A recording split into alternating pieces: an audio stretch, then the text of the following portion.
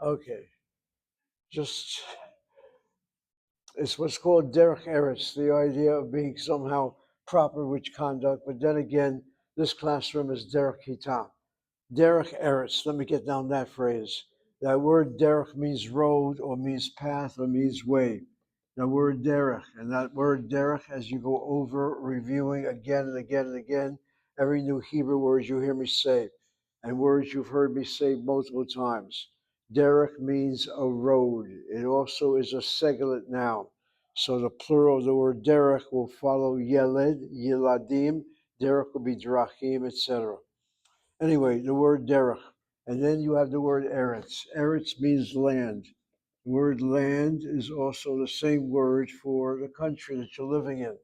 Derech eretz means the way of the country. The road of behavior is how it's understood, what it's expected of you. So if someone says derech eretz, it means proper behavior. Show some derech eretz. Don't act the way you want to act, the way you normally act. It's derech eretz. That's for the world outside this classroom.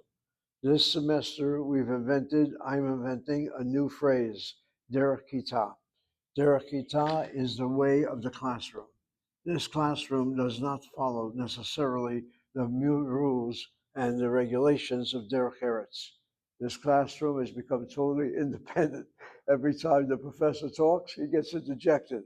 Every time he wants to say something, he gets turned around. So this is called the derech kitah. Derekita only exists within the four squares of this room. Once you walk outside, don't use the argument, well, I have Derekita going for me. I'll do whatever I want. You'll get arrested as quickly as possible. And that's the end of that story there. And I might also add, since we have a Marine sitting in this classroom, there's no way that you could use Derek Eretz in the Marine Corps. They have their own particular Derek, and whether you like it or not, that's what's followed. Otherwise, you get slammed hard, and they slam you hard, and they don't talk to you. They'll hit you with a fist, and that's the end of that story. I can tell you that from the various Marines I've had in my classroom, and I might also add in the IDF. In the IDF, things are very irregular, but once you get into a regiment and have to do an operation, things are extremely strict. You don't just do because you think you better do it better, etc. Anyway, the word minyan. The word minyan is the Hebrew word for quorum. A quorum. Quorum. The word minyan. And the word minyan really comes from the word to count, I guess. And basically, a quorum means a number of what? A number of people, a number of objects, a number of animals, whatever it is. When you normally use the word minyan, you're talking to a group number for the purpose of doing a Jewish ritual. That's how it's normally used in a religious way of speaking. So, for example, to have a court sitting in judgment, you have to have a minyan of at least three judges. Three judges need to sit in judgment for the following proclamation to be made, such as a bill of divorcement. You cannot have a bill of divorcement, a get, by one rabbi, no matter how distinguished he is, who says, in my name, you're now divorced. There's got to be consultation. There's got to be three in number. And the number three is very obvious. You might have two that disagree, and the third one will be the one that will make that decision. So there's a odd number that makes that type of breakage, if you will, if there's agreement with the numbers that you have that do not total, an equal, a disruptive number. Anyway, the minyan normally are three, but then you need a minyan when the Torah is read. If the Torah is read in a synagogue, you need to have a quorum. The quorum should be of 10 people, a minyan of 10. What in emergencies? COVID has hit, rainstorms have happened, the fires are down the hill, the Torah shouldn't be read. Should there not be less than that? So, to my understanding, the halacha would permit a type of minyan of 9, and the Torah itself would be seen as number 10. The Torah now becomes personified as the 10th person. There may also be the argument that a woman can serve as the final minyan member. That I've heard from some people. I'm not quite sure how qualified that is. But anyway, the number 10 and the number 3 and the number 7 can be used for some certain rituals, etc. But the number of a minyan. Now, the reason why I'm telling you this right now is because this week's reading of the Torah, and for Jeremiah's purposes, the Torah is read in the synagogue 3 times a week. It's read completely, the portion on Shabbat, but on Monday and Thursday, it's also read. What's read on Monday and Thursday is a little inkling or a little insight of what's going to be read on the following Shabbat. So the question needs to be asked, why Monday, Yom Sheni, and why Thursday, Yom Hamishi? And I guess the explanation deals with the following. Judaism, the religion, is not strictly restricted to a synagogue or to religious understanding. It involves the culture, it involves the marketplace, it involves the home, it involves everyday activity. And if one thing you're learning from me, Yirmiyahu, is that Judaism, unlike Christianity, does not put much emphasis on a world to come. Its emphasis is on this world to make it better. Tikkun olam. The world to come is God's decision. Whereas Christians have a tendency of sacrificial death, and so everything is for Christ dying and the world to come and abolition of sins that way. There's a complete change difference between Judaism and Christianity in that area. Anyway, having said that, let me go back to what I'm trying to say right now. Monday and Thursday were market days back in the days of the Second Temple. People came to the marketplace in those days. There were large crowds of people, and so it provided an opportunity to read the Torah in case they can't come on Shabbat. On Shabbat, you don't travel. If anything, you walk, you walk, you walk, you walk. Question is, can you live around a synagogue? That's the other issue here. And if you cannot, then you can't go to synagogue services. But Monday and Thursday are regular work days, market days, and so an opportunity to hear the Torah, at least a minimal portion of it being read. So that's what you have. On Monday and Thursday, you have people called to the Torah, 3 in number. On Shabbat, you have 7 in number, and so there's a difference there as well.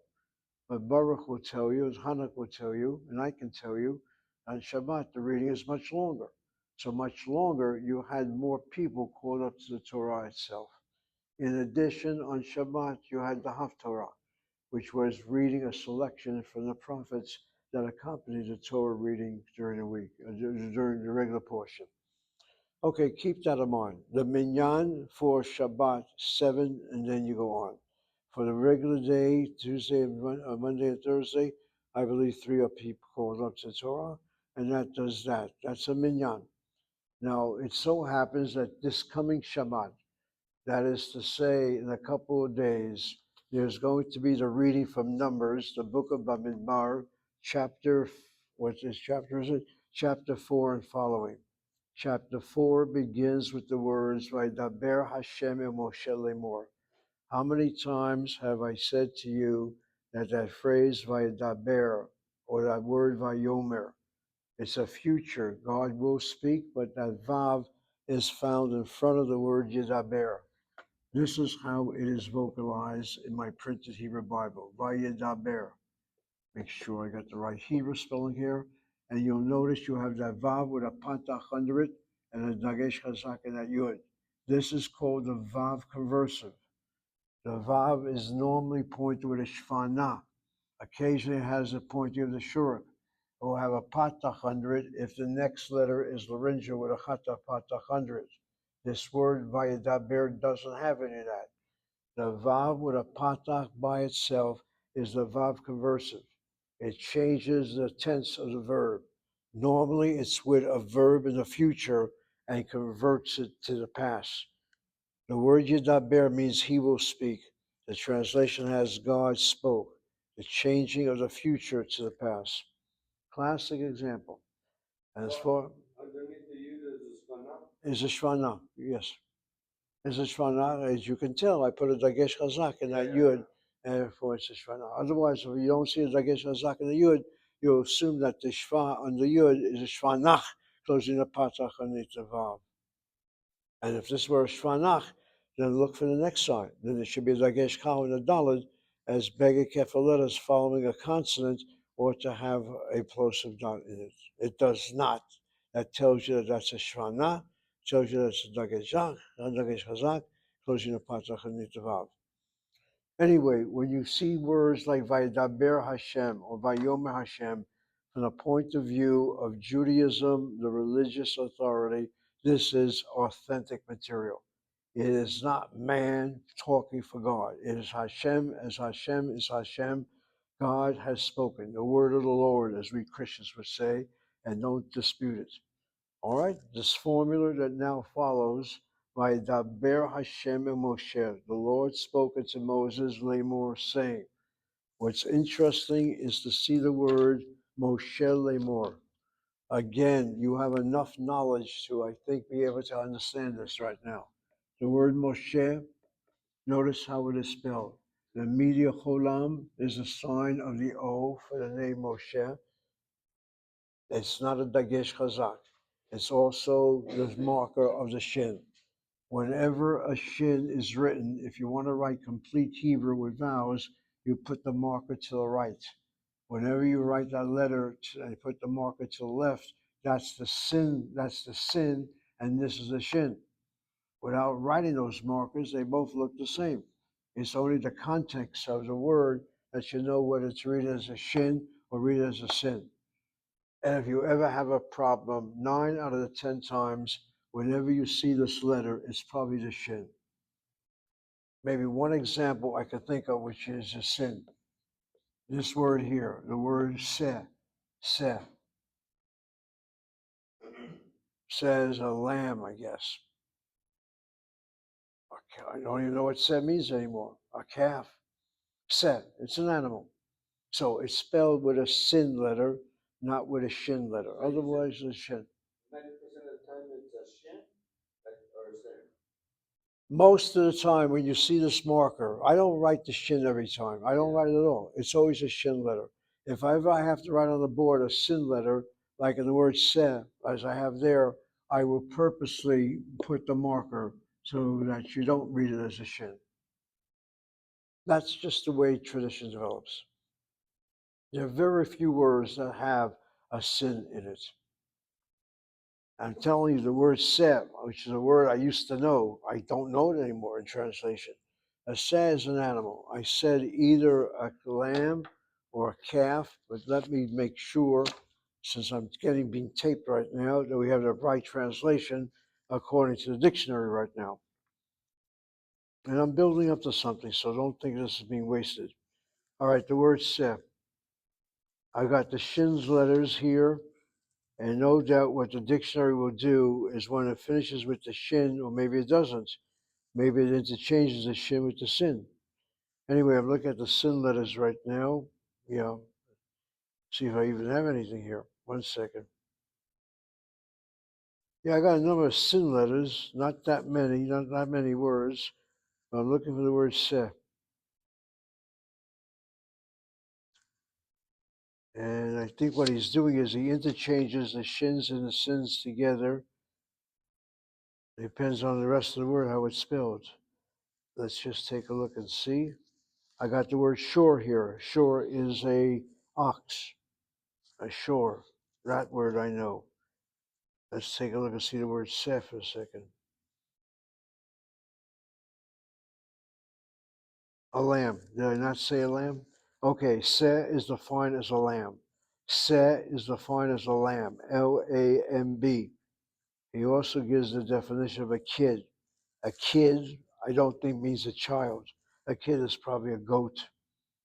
I don't know. Anyway, lamb, se. Shore is an ox.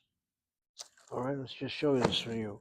When you write Hebrew, people will not normally write a marker of the shin.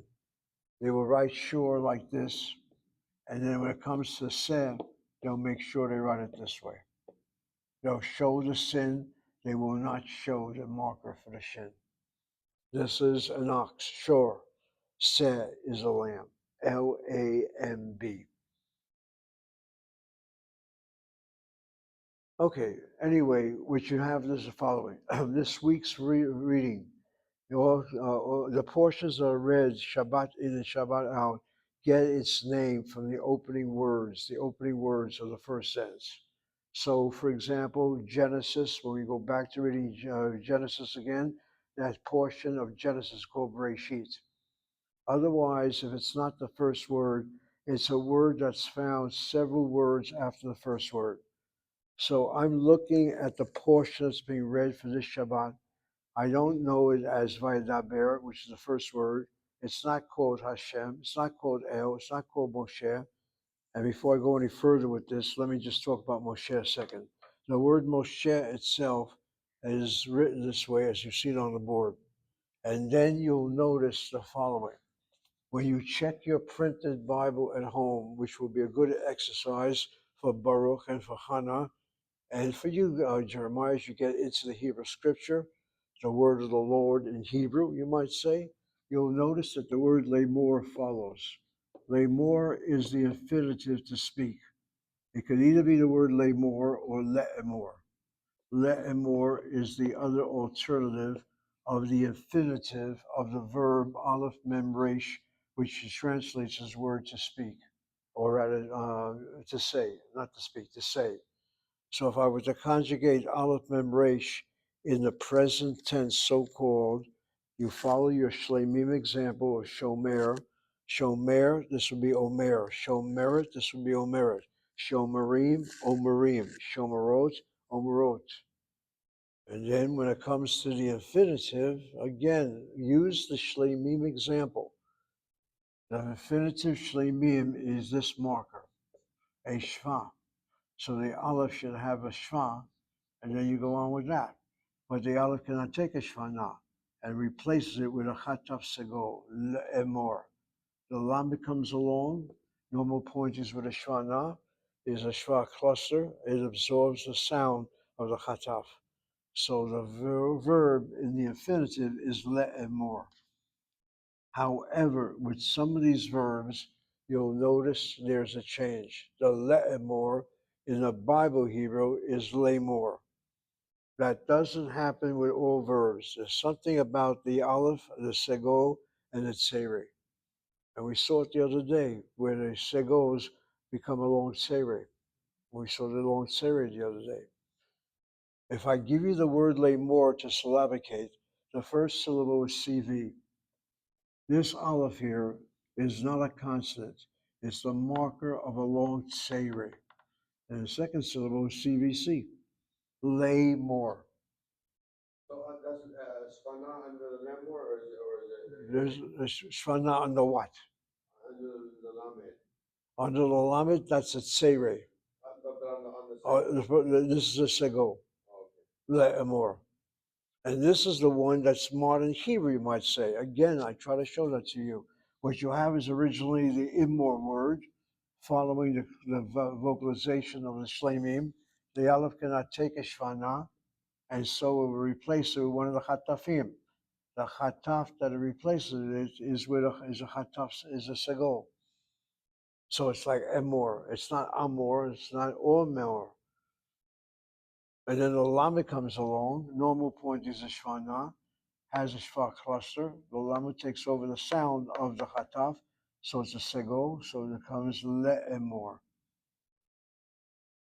But if you say lemor, then you're using biblical Hebrew or literary Hebrew, whatever fancy Hebrew you want to call it. But le'emor is the grammar that we are instructed to follow, following the rules I've given you so far. What is now interesting, and I challenge all of you to ask your rabbis. I couldn't give a hoot how learned they are, how pious they are. They will not know the answer. I'm looking at the printed Hebrew Bible. When you read a Torah scroll, Jeremiah, it's unprinted. This is printed now. And what I see is Moshe, and then the phrase Lemor. But there is a dagesh in that lamed. There's a dagesh chazak in that lamed. You asked Rabbi Block, he may well know the answer. I don't know. But most rabbis are not tuned into the thing called grammar in its very explicit fashion. So underneath the lemur, on the first one, that's a sere, not hearing, and the lemur, the first one, Oh, the top lemur, you saw this one here? underneath the lamed. Underneath the llama is a tsere. At tsere. Underneath the aleph, there's nothing there. But I'm talking about the word before that word lemur. You have the word Moshe, and again, that one marker with the mem is the sign of the vowel, the minya cholam. It's also the marker of the shin. So whenever you see a shin, if you normally mark it as a shin, and the vowel before is a minya cholam, you don't write those two markers. You write one marker, and that stands for both the shin marker as well as the vowel that you're using, the minya cholam. That's something new. That's what I'm talking. It's calling to your attention right now. And the other thing that's called to your attention is that there's a dagesh chazak in that lamed.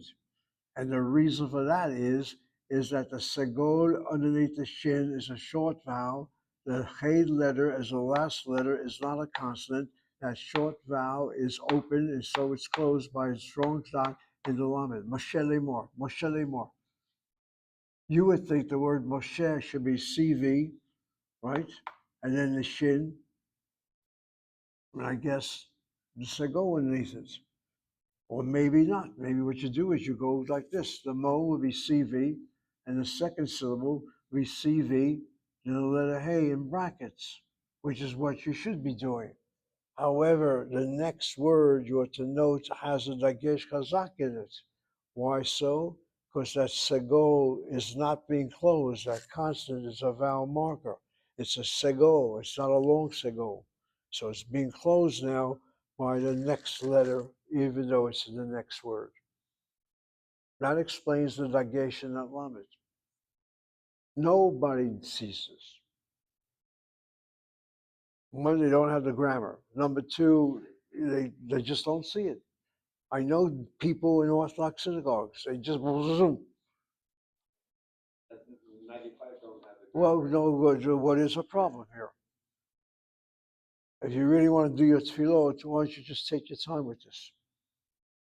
I'm taking just the opening sentence, and you see this constantly. Moshe lemor, Moshe lemor. There's a dagesh chazak in that lamed. And then the next word for the next sentence is called naso. It's from that word that begins the next sentence that the parsha, the reading for this Shabbat, is known as Parshat Naso. It's not so in translation. Take the sum of the sons of Gershon also by their fathers' houses, by their families. Naso et Rosh B'nai Gershon. Naso. Naso means to carry, like the word Nasi, the president, someone who's carried up. To carry the sons of Gershon, meaning by that counting the sons of Gershon. So Professor Ze'ev Garber, all semester, you've never called to our attention the Parsha. Why this particular Shabbat? This particular Shabbat, and you sit in the synagogue, or if you don't sit in the synagogue, why don't you look at chapter 4 of the book of Mabinbar, and you'll read something very strange. It deals with adultery. That whole business of the adulterous woman is highlighted in Numbers chapter 4. And it talks about the jealousy of the husband. It talks about the testing of the woman. It talks about this, and it talks about that. And that was the abstract I happen to have done on an article that deals, can you teach a woman Torah? The famous Rambam himself, who was one who dealt with reason, not just simply halacha alone, basically said a woman should not be taught Torah. Why? She's not capable, Rambam. She doesn't have that time to study Torah day in and day out. She has other obligations, other priorities, other responsibilities, and a simple word, raising children. Furthermore, as Jeremiah can testify, once you get into scriptural study, nothing else is important. You just want to learn and learn. Your occupation can go by the wayside. I'm talking about a male now. To put a woman like Hannah in that situation, she will love it, but who's going to take care of the family? And then you have, in my investigation, only one halakha in the name of a woman. Her name is Bruria. Bruria was the wife and the daughter of famous rabbis. She made a statement, and the halakha says the halakha is Bruria. Bruria made the statement. One woman is mentioned by name in a halakha, about halakha. And then as you go on, things change. And I told you last time I met with you, the Rabbanut in Israel has examinations for women. They pass it, they'll get a degree. That's the equivalent of what you call a rabbi. And this is an Orthodox organization, the rabbis of Israel. Things change. And Hannah is a good example of it. She doesn't have to come to class. And I asked Hannah one day, where'd you learn how to vocalize this way? Her response to me was, as a girl in Iran, we learned how to do Hebrew. Not as a boy, as a girl. And the Persians are not Reformed Jews. They had their own strict way of doing Orthodoxy. Like traditional. No, it is. And you have Yeshiva University. You have what's going on over there with Stern College. They have Talmud classes for women. And when I was raised as a young man, there was one yeshiva in New York City that had co-educational. Whoever thought that going to yeshiva with girls? Ramaz High School. Check out that name. It's a very famous yeshiva high school. Ramaz. Rabbi Luxi. Rabbi Luxi was the rabbi that converted his son. The daughter of Mr. President Trump was converted by Luxi, by the son of Rabbi Luxi. Her conversion was Orthodox. Anyway, it's interesting that this, read the chapter. The chapter is just fascinating. It talks about the jealousy, talks about the woman. Anyway, can't go into it now. If you take my class in the fall semester, we will go into chapters like this in great detail. All right, it's good to see Ellie back in class, and we have a class I have to finish today. And let me just make this statement. The next time I see you is on Tuesday, Im Yirtzeh Hashem, which, by the way, Yirmiyahu is a characteristic phrase of religious people. I'll see you tomorrow, God willing. Well, in English, we say God willing, if the Lord so desires. Im Yirtzeh Hashem. And all you do is forgive me whatever work you still have to give me, and we'll say goodbye on Tuesday. Hopefully, it's not goodbye, it will be Lehitraot. Let me teach you something else. I don't know if I can get to it anymore until this moment. The word shalom and the word Lehitraot. There is a big error by everybody, including me, to say the word shalom when you depart. Shalom, shalom. When you say shalom upon departure, you have permanency. May peace be with you. Who knows if I'm ever going to see you again? Shalom. Israeli Hebrew, correctly in my opinion, reverses the order. When you greet someone, you say shalom. You don't say shalom necessarily when you say goodbye, because it would imply the possibility of permanent departure. You say lehitraot. That word lehitraot is the hitpa'el. We don't even know that binyan of the verb resh aleph he. And the word means to see one another. Lehitraot. See you again. So if you're going to write some Hebrew letters, begin with shalom and end with lehitraot. You can end with other phrases like kol tuv or phrases of that nature. Anyway, lehitraot is the way to say goodbye. And on Tuesday, I'll say lehitraot to you. I'll also say shalom to you. Some of you I'll see, some of you I will not. But it will be good to see you again. Lehitraot.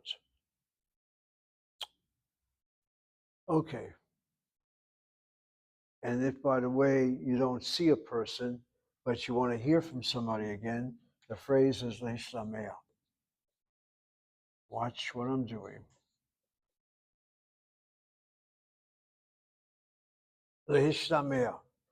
You got the same lehit, that's the sign of, we'll put it this way.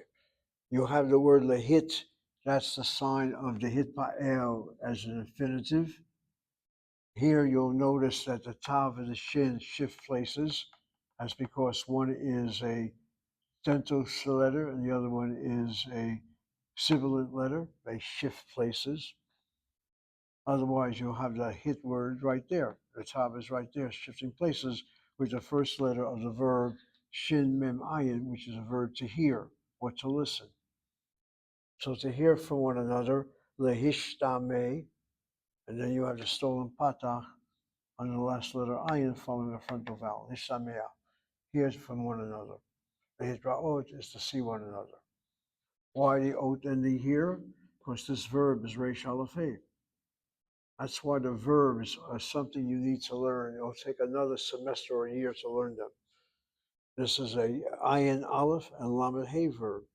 A lamed hey verb in the infinitive becomes oath as an ending. But this is stuff you'll see later. All right, enough said about this. Let's now do the verb that we do have at hand. I'm looking now at page 143. We've done so far, I believe, up to the bottom of page 142.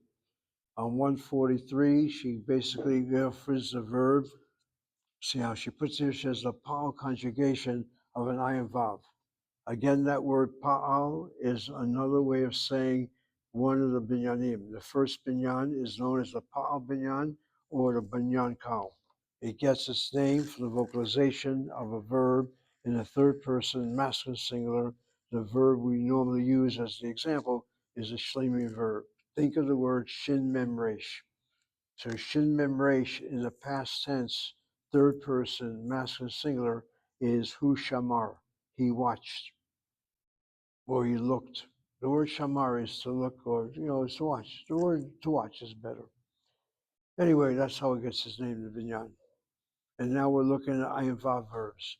Ayin vav verbs mean that the verb, when you give the shorish of the verb, has a vav as a second root letter. The ayin vav, as I'm looking for my board eraser.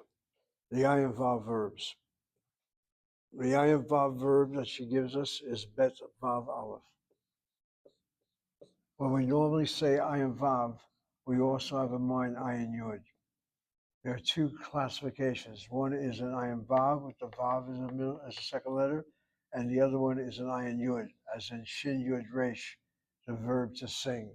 This is a verb to come. This is a verb to sing. The second root letter is a yud. The second root letter is a vav. What they have in common is the vav and the yud both drop out when you conjugate the verb in the present tense. But she's not doing that. She's just giving us the ayin vav verb right now. And so the verb to come. Notice how she sets it up. She gives first the binyan. Pei ayin lamed means pa'al. The gizra the family belongs to is ayin vav.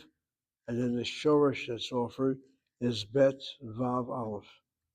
Notice she puts the vav in brackets. Maybe that's her way of saying the vav is the shorish, but it's not around. It drops out, at least in the present tense. And so the form is aniyatahu ba, masculine singular, ba'a is feminine singular, ba'im is masculine plural, and ba'ot is feminine plural.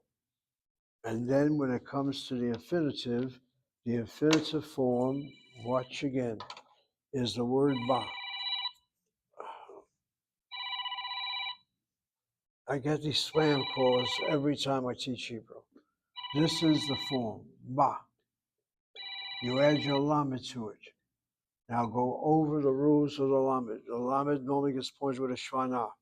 If the lamed is affixed to a letter which has laryngeal letter and chatafim under it, the lamed will take over the sound of the chataf. In this case here, the lamed is affixed to a monosyllabic word. The tendency when you see that is the lamed gets pointed as a kamatz. Please have that as part of your notes. A bakal letter, when it's affixed to a monosyllabic syllable, a word, one syllable, the lamed is pointed with a kamatz. And once it's a kamatz, you then do the following.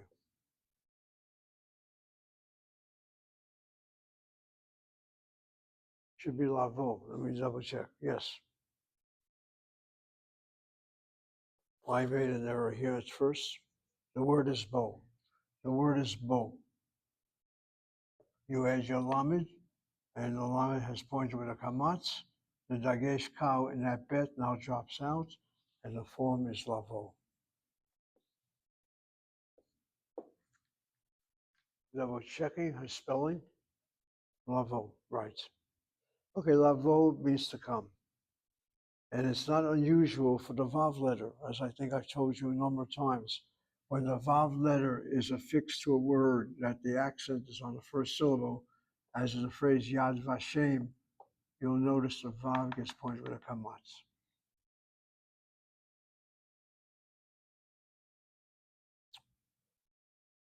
Okay, I'm trying to think now of another ayin vav verb. The ayin vav verbs just don't come to mind that easily. Bo is definitely one word, lavo. Okay, another verb. A verb that Baruch has demonstrated multiple times in class. I don't hold him down. I don't tell him to sit down. I don't tell him where you're running to. But when he feels he's got to get up, he gets up. So now, Baruch, you have a good Hebrew word. The shoresh is kaf, kuf rather, vav, mem. Whenever you give the root of a word, don't write the final letter. Write it as a regular letter. Kuf, vav, mem, verb to come, to get up. And so it's kam, kama, kamim, kamot, and then kum is the infinitive, and the lamed, lakum, to get up. And the question is, why is one lavo and the other one is lakum? The only explanation I can give is that the infinitives is due to the lamed aleph. It's not lavu, and this is not lakum, it's lakum, and that's lavo. The present tense is identical between the verb to get up and the verb to come. I got been down over this thing. My bones begin to crack. All right, with that said, she's only concerned about the verb to come. I now look at the words, the sentences. David ba la sifriya boker. Again, the unvocalized Hebrew. That word boker, she puts a vav after the second bet. You write with vowels, you have a media cholam for the word boker. David ba, David comes, David came rather, or comes rather. The reason why I said came is that the same word ba is past tense also, not just the present.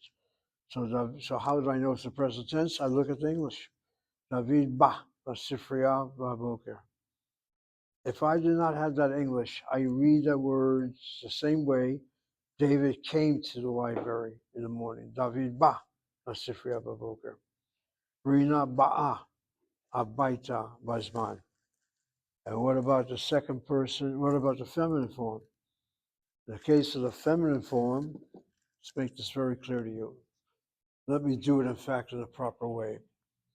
The word ba is introduced here in the present tense. That word ba is also in the past tense. It means he comes, hu ba, and it means hu ba, he came.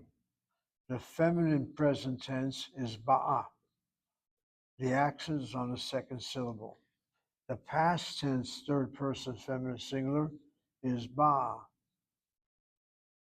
with the accent on the first syllable. Ba'a and ba'a. Ba'a comes. Ba came.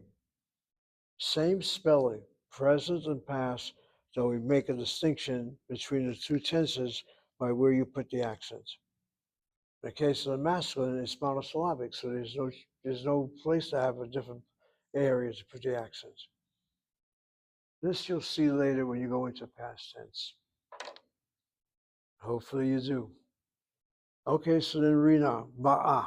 Habaita. Habaita means towards the home, homeward. Bazman, on time. And then I look at my English, the teachers are coming to class. Hamorim ba'im lashiur. Shiur means lesson. Lesson can also be synonymous with the word class. Class by itself is kita. And here's another question. The word kita means class, the word shiur means class. What's the distinction? Shiur is a lesson. So synonymously, a class lesson.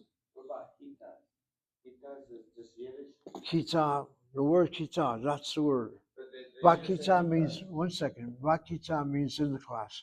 First of all, writing with vowels, kita is spelled this way. You write without vowels, you put that yud there for the heroic sound. And then the word ba means in the. It's hakita, the bet comes along, strikes out the hay, bakita.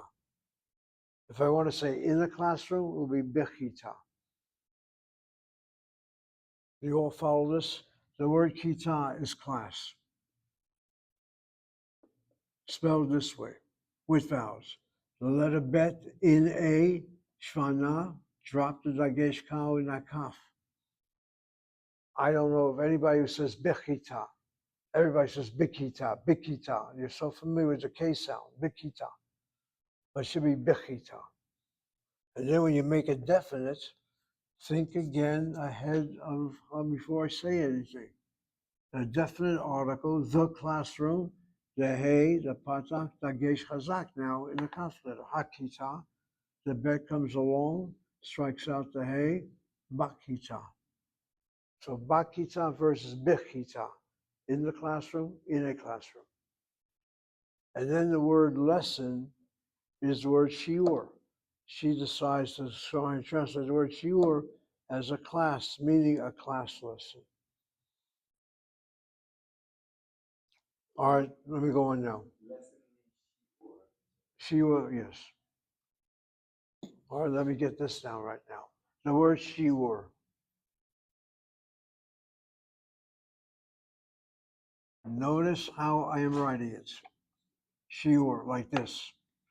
Notice how the other writing, without vowels. You put that yud in there to create the e sound.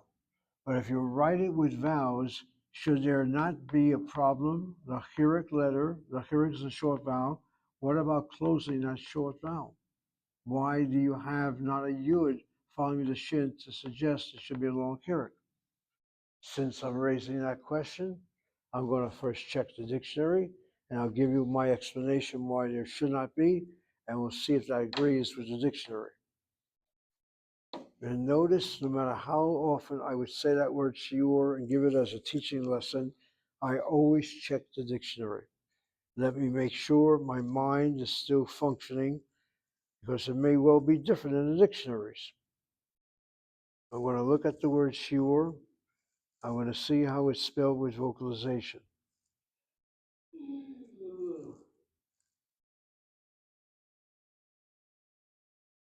If I can even see it here, just one second.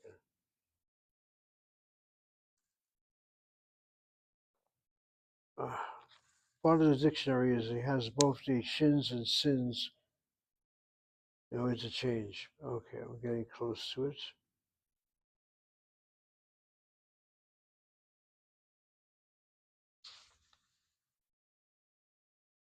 Okay, I don't seem to see it here.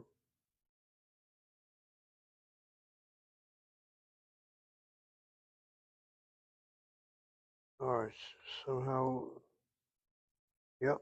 He spells the word shiur, shin chirik, no yud after the chirik. Shiur. Just 1 minute. He's spelling it this way. Do you now understand there's a problem? According to Hebrew grammar, a short chirik, if it's part of an open syllable, needs to be accented. Watch now Garber's review. If there's anything you take from me, is that you at least have something that no other instructor can possibly even teach you. That shin is the consonant. The chirik is a short vowel. Short vowel should be part of a closed syllable. I don't see a closing feature here. If you have a short vowel, open syllable, it should be accented. And if that's so, then what do you do with the next syllable which has the ayin, the long vowel shuruk, the resh. A long vowel, a close syllable is not normal. If it is found that way, it's not normal, it's irregular, and it has to be accented. You cannot have two accents to one single word. The word is not shiur, shiur. You can't say it that way. It's shiur. We hit the second syllable. Then what do you do with that short chiruk? The only explanation I can give you, and write this down for God's sakes, your rabbis ain't going to teach you this, is potentially closed. Skurabakoa. What do you mean? The way Hebrew was once spoken. Shior, Shior. The way they spoke Hebrew with an Arabic tongue in the background. Throw in a Farsi tone. It's not my English American tone. God forbid it's not Yiddish, I'll tell you that much. And that's probably the only explanation. Otherwise, be brave enough and change your printed Hebrew. Put a chirik, a long chirik, and write it out like a regular verb. And then you want me to add something to this? You are all Mizrahim in this classroom. And Yirmiyahu, you're part of the Mizrahi gang. The Ashkenazim, when they sit and study Torah day and night, which is what this Navod Parsha is all about. This is why the woman cannot do halacha. You go to a yeshiva as a Hasidim. You go to a Lithuanian yeshiva. You go to Yerushalayim yeshiva. They say it's time to go to the shir. Hazman akshav ba lashir. They don't say shiur. They say shir. Shir. They say shir. It's time to go to song. Is that what they call the Talmudic lesson? A shir? And when I hear Baruch give me some beautiful melodies in the Mizrahi tongue, he goes, oh, when you sit in a Talmudic class, you don't give a talk the way I talk. You go, oh, Maravi Abaye, Chanina, can our father teach his daughter? Talmud Torah, yeah. They don't speak, they sing. You got to listen into a Talmudic class. They actually raise their voice in a sing-song. You'll be blown away. They don't speak regularly. I find it amazing when I went to yeshiva that we called our Talmud class a shir, not a shiur. We went to song. We didn't have singing involved at all. But that's how we mispronounce the word. Shiur became shir. Write that down. Many people don't even know what I'm talking about. Ashkenazim will be familiar with this. Even both the Sephardic and Ashkenazim, Do Sephardim sit and study Torah or study Talmud with a raising voice? They both do singing. Okay, then they go to a shir. Okay. The rabbi said. But do the Mizrahim do they call it a shir or do they say properly shir? Why don't you find out from the rabbi? Just ask him, are we going to a shir or a shir? Don't look at you and say, what's the matter with you? It's a shir. But I'm not exaggerating. That word shir was interchanged with shiur. Some of my childhood memories stay with me. I never had a question asked what's a shir. That's what we call the Talmud lesson, a shir. But that was more the Yiddish, I thought, and not Hebrew, I guess. Anyway, Mrs. Coffin doesn't get involved with that at all. She's part of the secular group of people. Okay, with that said, she then says, compare the conjugation above with oseh and lo made. Okay, that's reviewing with you. The oseh is a lamahei verb, lo made is a regular shleimim verb, and this is the ayin vav verb, the verb to come. And then you have another verb here. Now here's another verb, which is ayin vav. The conjugation of the verb to run. Reish vav tzadi. Notice the way Edna writes the reish vav tzadi. She doesn't give you a final tzadi. I'm looking at the fourth line down on page 144. She writes it as a regular tzadi. That's the rule when you give the root of a word. But before we get to that, she has the examples of David Bala Sifriya, Rina Ba'ala Sifriya, and David Lomed, and David Oseh. And then the feminine, Rina Ba'a, Lomedet. And notice why she hits the sego of Lomedet. Short vowel, open syllable is irregular, and so it's accented. And then Rina Osa Shirim. Okay, the ayam vav verb.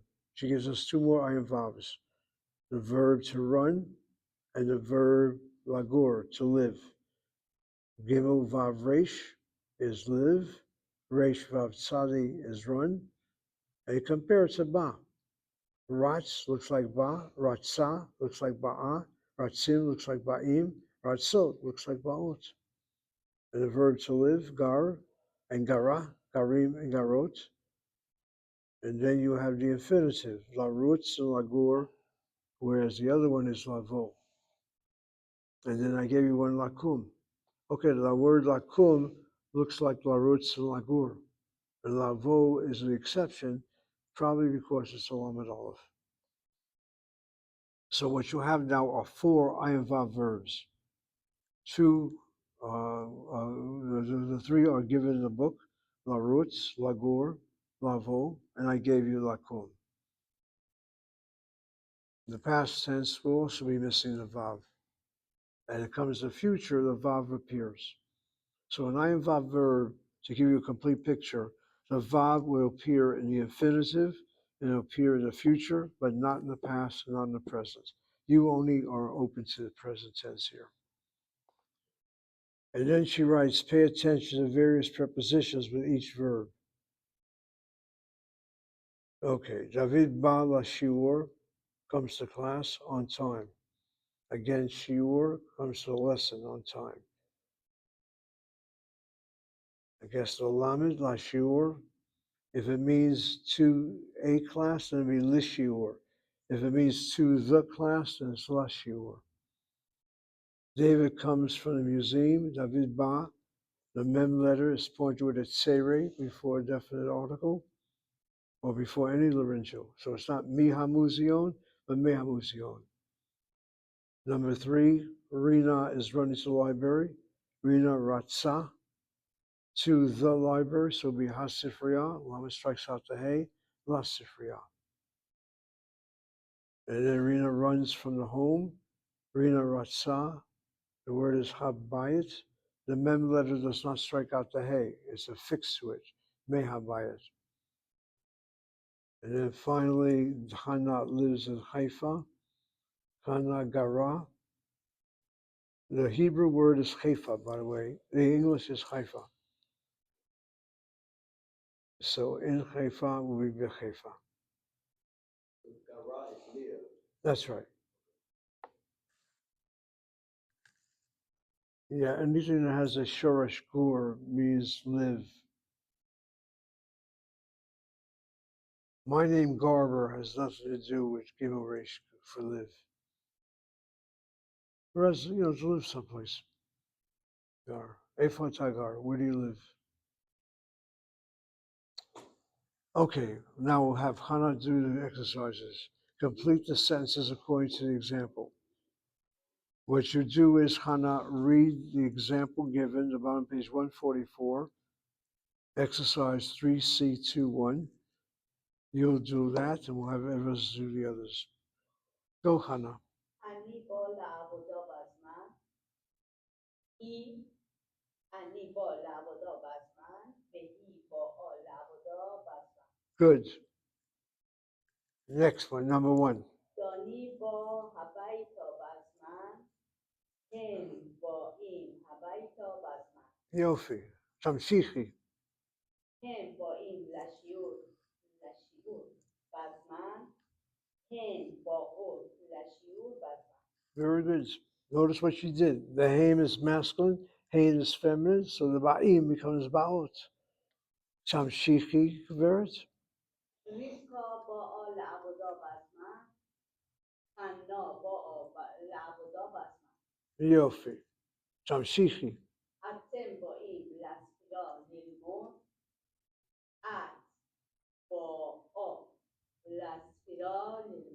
Okay, the word is sifriya. Sifria. Sifriya, library. And finish it. Hamore.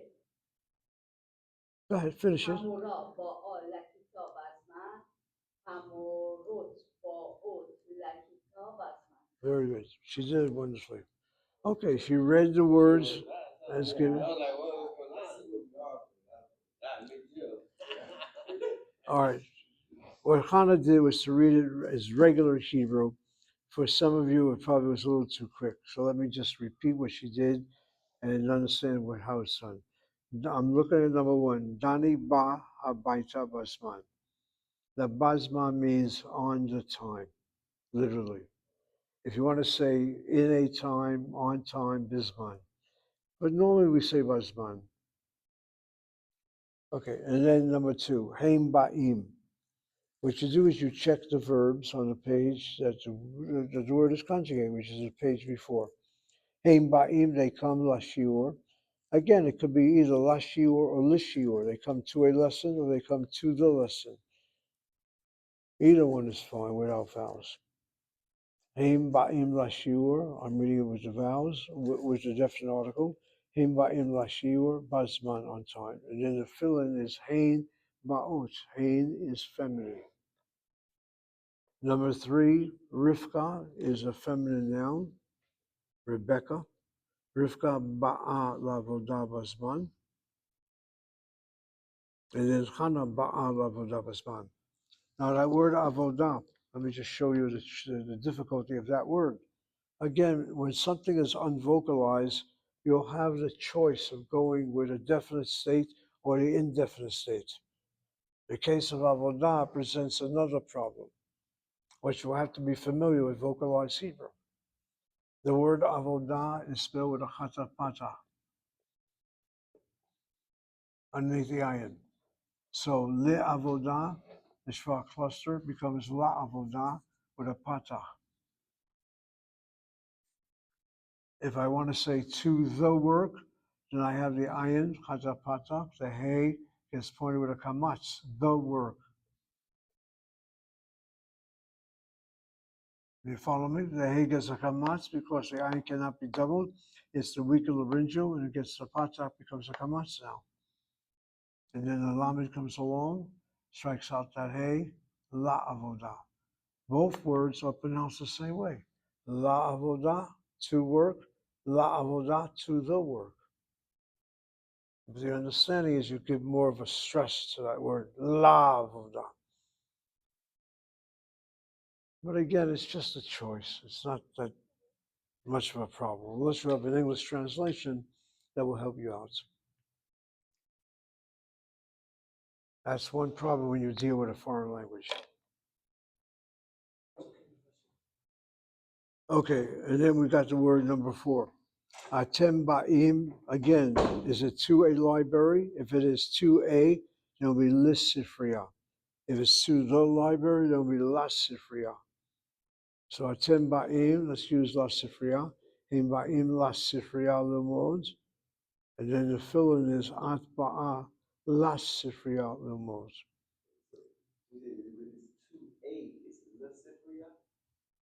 I'm looking at number four on page 145 on top. Is that what you're asking, Emil? Okay. Okay, now I'm reading as La Sifriya. You can read it as you can also read it as Lis Sifriya. I'm trying to say without vowels and no English translation, you have your choice. And number five, Hamoreh Ba'a, and the same thing here. Does it mean to a class or to the class? If it's to a class, then we Lichita Bazman. But Chana, by the way of Israelis in general, will read it as Lakita, to the class. Hamoreh Ba'a Lakita Bazman. And then the fill-in would be Hamorot, the teacher's feminine plural, Ba'ot, Lakita Bazman. Okay, Barak, the verb you're going to deal with is the verb to run. I'm having a little tough time with this. So to run. Don't worry, we'll help you along. Just see what you see and just try to read what you can read. On page 145. Okay. What was it? Jeremiah, wait a minute. Jeremiah, your question? The word run or to run, that's la root. That's right, La Roots. La root, okay. The Lamed gets a kamatz under it, again, because Baka letters affixed to a monosyllabic word will have the pointing of a medial kamatz. Baruch, read the example first. אנחנו רוצים הביתה. הוא. אנחנו. No. Who is now your new subject? He runs home. Okay. He wants. That's it. Yeah. Should be he wants a Stop it right there. Who rots a maita? Yeah. The next line. Okay. The next one is David wants. No, read the next line. Okay, number 2. Not number 2. Attend. No, look at what you just read. Anachnu ratzim habayta, hu ratz habayta. The next line says anachnu. Okay, אנחנו רוצים הביתה. Vehava. I don't know that word. Ratz. Habaita. Okay, vechava. Okay, that word who.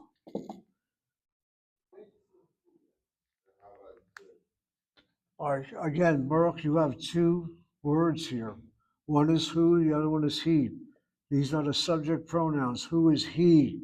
And he in Hebrew is she. Also, the who and who. The who with the That's right. Okay, yeah. Oh, yeah, that's what threw me apart. אנחנו רוצים הביתה, והוא רץ הביתה. Okay, now let me make another correction. Anachnu ratzim. Watch the emphasis on top. I'm giving you how much more so when you're going to read the Torah one day. The word is ratzim. It sounds when you read it as rotzim. Rotzim, an O sound, is the verb we want. This is the word run. Oh, ratzim. Ratzim. Okay, ratzim. Okay. Okay, thank you. Okay. So David rץ לקולנות, what is that, theater? Kol-Noah. I recognize it, but I don't know what it is. What is it? Don't worry, we'll help you. Just try to make an attempt. So attend, attend is then. Attend is you, plural, feminine. Oh, you okay? Oh, attend. Attend. Oh, attend. Oh, okay. Attend. Routine. Attend routine. About What are you Baruch, why is your eyes going differently? Look at the line. David rats lakonoah. Attend. Oh, okay. Now I get it. Attend. Routine. No, attend is feminine, David Baruch. Oh, okay. So it's feminine. Ratzot. Ratzot. Say the kamatz now. Ratzot, not ro. Ratzot. Kolonot. Lakonoah. All right. So Daleo on that one. Attend ratzot lakonoah. The next one, number 2. Okay. So when Look carefully. Or not or Row. Following that nun is a yud, so it's not going to be ronot. Ronit, that's better. I never heard that one. Ronit, Bedalia, That's right.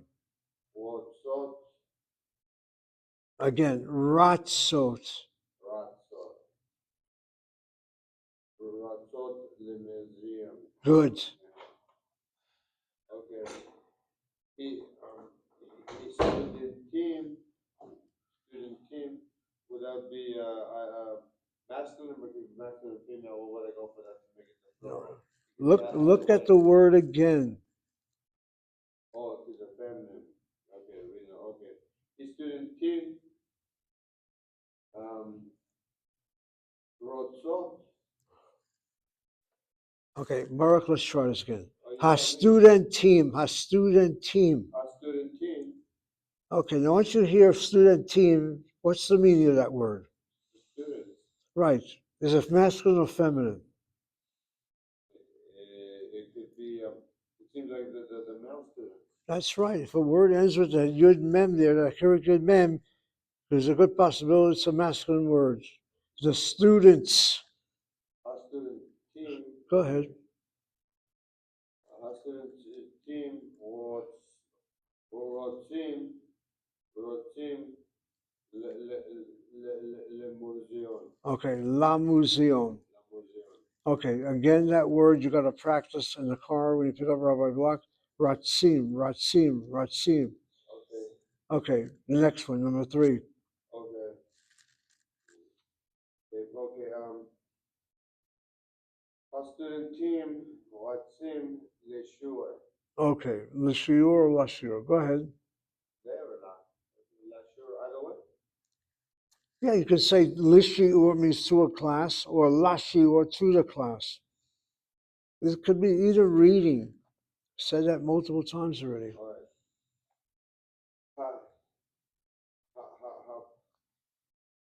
Professor, professor, Say it in Hebrew. Ha professor.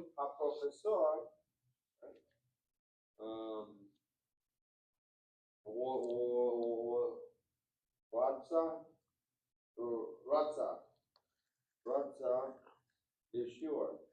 All right. The professor, first of all, is not feminine. Oh, okay, Ratz. That's better. So give me. Professor Ratz, Lishurim. Why are you making it plural? You fill in. You follow the example that's given. Okay, Professor Ratz, Ashir. Lashiur. Lashir. Lashiur. All right, you got 2 more now. Okay. Professor Ratz, Habeita. Habaita. Habeita. That's to a house, right? That means to the house means homeward. It's a expression in Hebrew. The Kamatzeh at the end of a word can mean can imply the understanding going somewhere, go towards a place. So Pakita is a female flirt. Okay. So Pakita, Ratza, Habaita. Finally, the last one. Okay. Pakita, Ratza, Lemashir. No. Lamizrat. That's better. What was Lamizrat? Misrata's office. Okay. Yossi. Ratz. Lamizrat. Okay. Before we go on with Eli, let me just get something across. Words ending with a kamatzeh. Words ending with a kamatzeh, like the word avodah on the board, like the word todah, like so many other words we've seen, or introduced to you as what? As markers of the feminist single word. However, there's also an occasion when a word ends with a kamatzeh, that the kamatzeh has nothing to do with a feminine marker. It is a Hebrew expression of going to a certain place, or towards that place. So, for example, there was a song when I was a kid, Artsa Alinu, Artsa Alinu, Artsa Alinu, Artsa. That word Artsa meant to the land. That Kamatzeh meant to the Eretz. That Kamatzeh had nothing to do with the feminization of the word Eretz. Eretz by itself is feminine anyway, but it meant towards the land. when you have landing at Ben Gurion Airport, at least when I landed there were taxis outside the entrance. And there were taxi drivers standing and screaming, Tel Aviva, Tel Aviva, Yerushalayimah, Tel Aviva, Yerushalayimah. What's the matter? Don't they know how to say Yerushalayim? When they say Yerushalayimah, it means towards Jerusalem. Tel Aviva, they'll take that word Tel Aviv, Tel Aviv, add the kamaseh, Tel Aviva, meaning towards Tel Aviv. We're going to Tel Aviv. And then you have different directions. The word darom, south. Tzafon is north. Let's get down those directions for a second. North and south.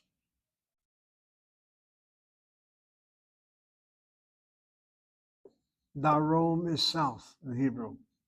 Daroma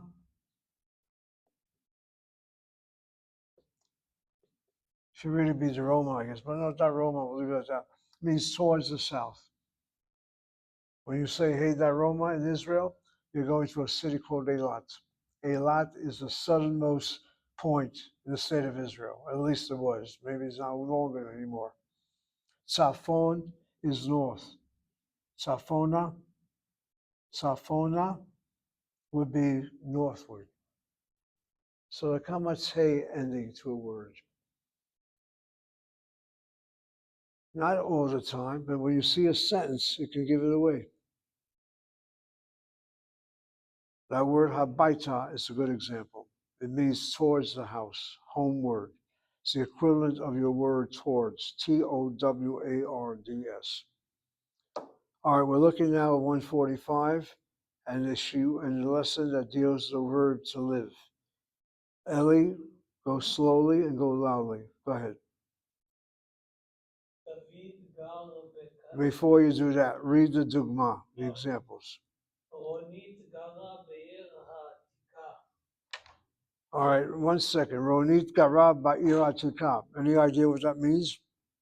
רונית lives in the city of Batika. I don't know how to translate Batika.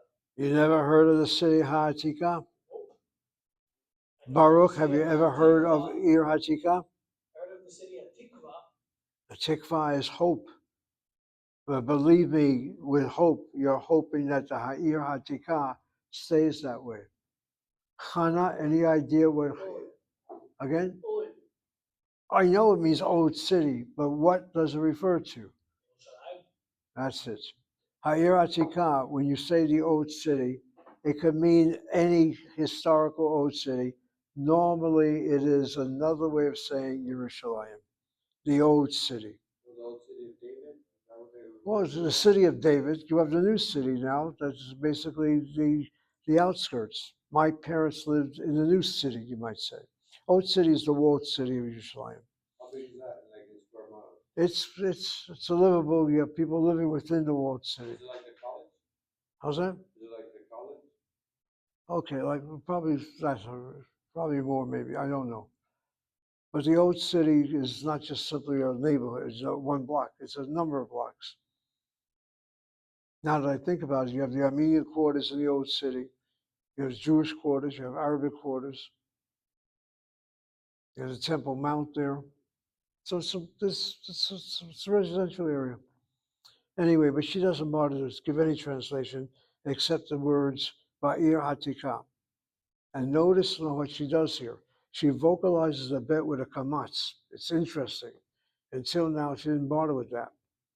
It's her way of saying that the letter bet, bakal letter, affixed to a monosyllabic word, will get a kamatz pointing anyway. But since it says Ha'atika, the old city, so the translation will be the definite article. Ha'ir Hatika, strike out the hey, Ba'ir Hatika.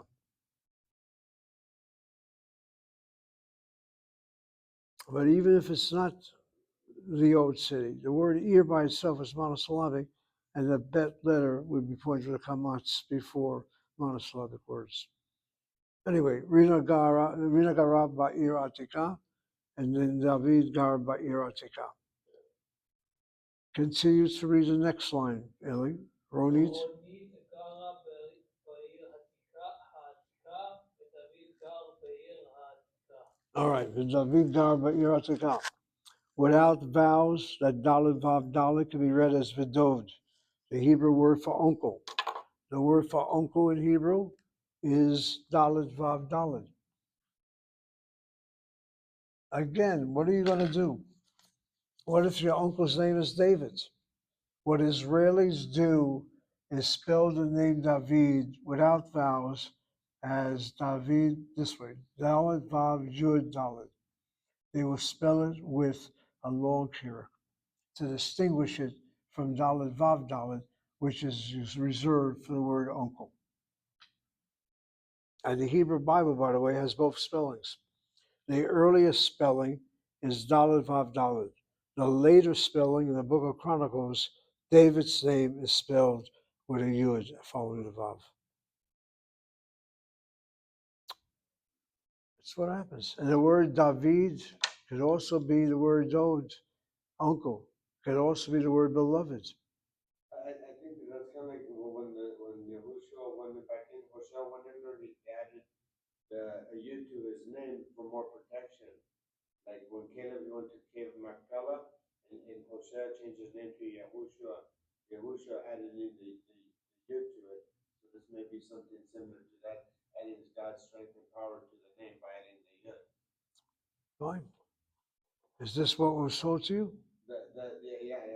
Okay. I All right. mean, as far as David, but for Yahushua, that's a Okay. standard Gemara. All right. What David is saying is that he heard interpretations where letters are more complete or words are more complete to add power, distinction to the name itself. And then the shocker of them all is that, according to archaeologists, that word David never really existed. It's a foreign term, like the word Pharaoh, for example. So who knows if there really was a David Melech Israel. It's irrelevant. What you have are factuals, which is what scholars deal with, and the actuality, which is what tradition maintains, according to Ave Garber, the student. Okay, let's go on. What's that, Yirmiyahu? These laws about it says uncle. What is the sentence? What is it saying? Uncle. No, the word Dalet Vav Dalet is being read as the word David, but the same three letters could also be read as uncle, Dod. All right, Yirmiyahu, follow me right now. The Hebrew word for uncle is Dod. Look at the vocalization. Dod. This is the name David. David, Kamat Sechirik Anitavav.